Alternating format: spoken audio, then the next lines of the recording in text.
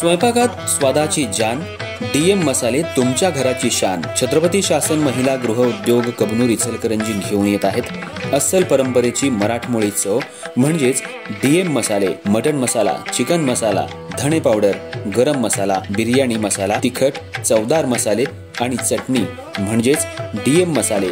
तर आजच आपल्या जेवणाची रंगत वाढवण्यासाठी केमिकल विरहित डीएम मसाले, गृहिणींच्या मनातले मसाले आणि चटणी अवश्य वापरा.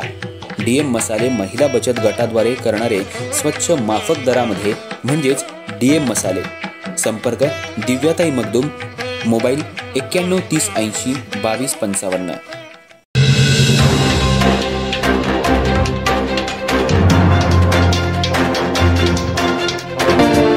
नमस्कार, मी तेजस्विनी मगदूम. एम मराठीमध्ये आपल्या सर्वांचं स्वागत आहे. पाहूया ठळक घडामोडी.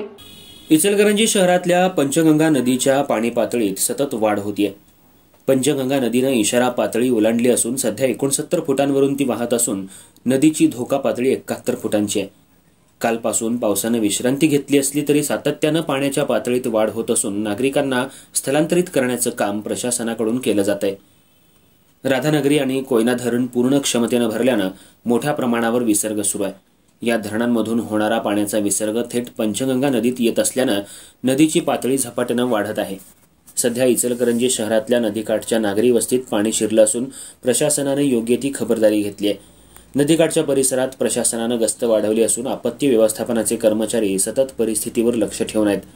कालपासून पावसानं विश्रांती घेतली असली तरी नदीच्या पाणी पात्रात लक्षणीय वाढ झाली असून नदी तीरावर असलेल्या वरदविनायक गणपती मंदिर, श्री रेणुका माता मंदिर यासह इतर लहान मंदिरं पाण्याखाली गेली असल्यानं भाविकांसाठी ही मंदिरं दर्शनासाठी महापालिका प्रशासनाकडून बंद करण्यात आली आहेत.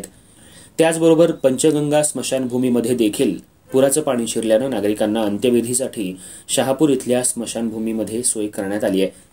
शहरातील शेळकेमळा परिसर आणि कटके गल्लीमध्ये पुराचं पाणी शिरल्यानं नागरिकांच्या मध्ये भीतीचं वातावरण बनलंय. परिसरातल्या काही जनावरांच्या गोठ्यात पाणी आल्यानं जनावरांच्या पायात सुमारे 1 ते 1.5 फूट पाणी आले. त्यामुळे नागरिकांनी जनावरांना सुरक्षित स्थळी हलवायला सुरुवात केली आहे. त्याचबरोबर महापालिका प्रशासनानं खबरदारी म्हणून इथल्या 12 कुटुंबांना स्थलांतरित केले. प्रशासनाकडून सर्व पूरग्रस्त नागरिकांची राहण्याची सोय ही घोरपडे नाट्यगृहात करण्यात आल्याचं प्रशासनाकडून सांगण्यात आलंय. शहरात कालपासून पावसानं विश्रांती घेतली असली तरी धरण पाणलोट क्षेत्रात पावसाचा जोर असल्यामुळे पंचगंगा नदीच्या पाणी पातळीत वाढ कायम होतीये.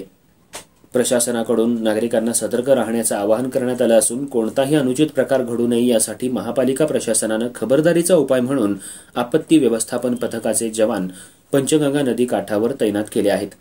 त्याचबरोबर पूरबाधित क्षेत्रात महापालिकेचे कर्मचारी देखील तैनात केले आहेत.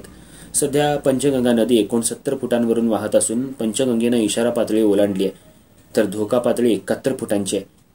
पावसाचा जोर शहरात कमी झाला असला तरी पाण्याच्या पातळीत सातत्यानं वाढ होत असल्यानं नागरिकांची तारांबळ उडाली आहे.